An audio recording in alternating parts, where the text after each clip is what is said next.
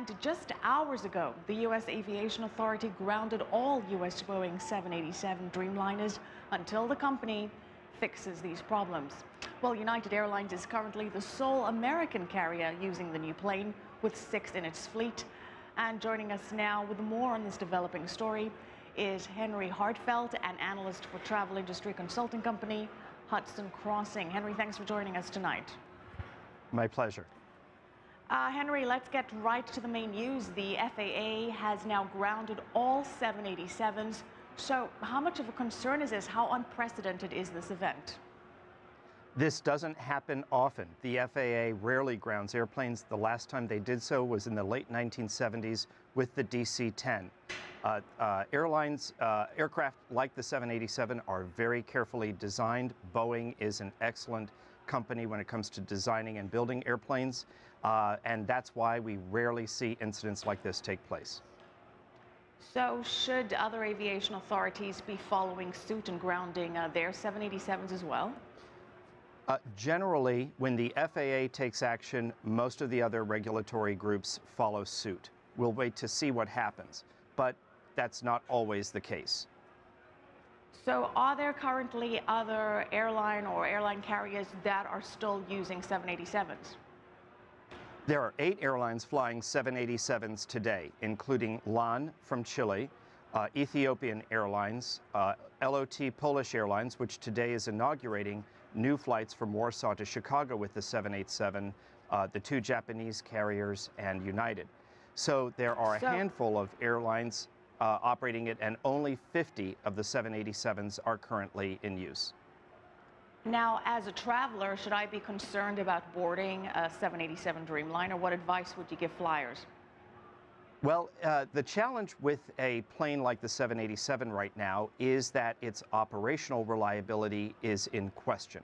Until the FAA is convinced that the 787 is safe to fly, United Airlines is not going to operate its 787 fleet. They take safety very seriously, as do all airlines. So short term, you'll probably be aboard a plane other than the 787. Long term, I expect the 787 to return to service. It has many passenger-pleasing features, and I think it will be a very successful airplane. So you think this is just a minor bump in the road? I don't want to dismiss the severity of the issue. It is certainly rare that the FAA grounds an airplane, and it is more than just a bump in the road. Long term, the 787 should have a good future. But in my experience, I can tell you passengers have long memories, and there will be some people who will choose not to fly the 787, at least initially when it returns to service.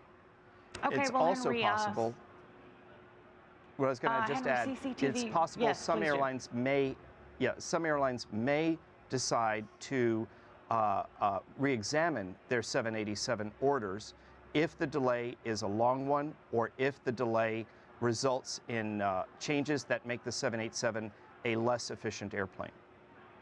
So CCTV reached out to Boeing, and they gave us the same response that they've been giving others, issuing a statement, and I quote, "Boeing is aware of the diversion, and we are working with our customer and the appropriate regulatory agencies."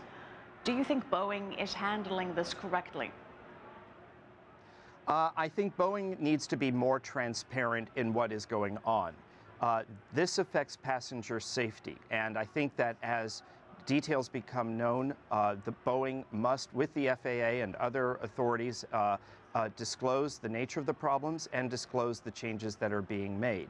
It's important that passengers feel confident in flying the 787, otherwise airlines will have wasted their money buying this new airplane.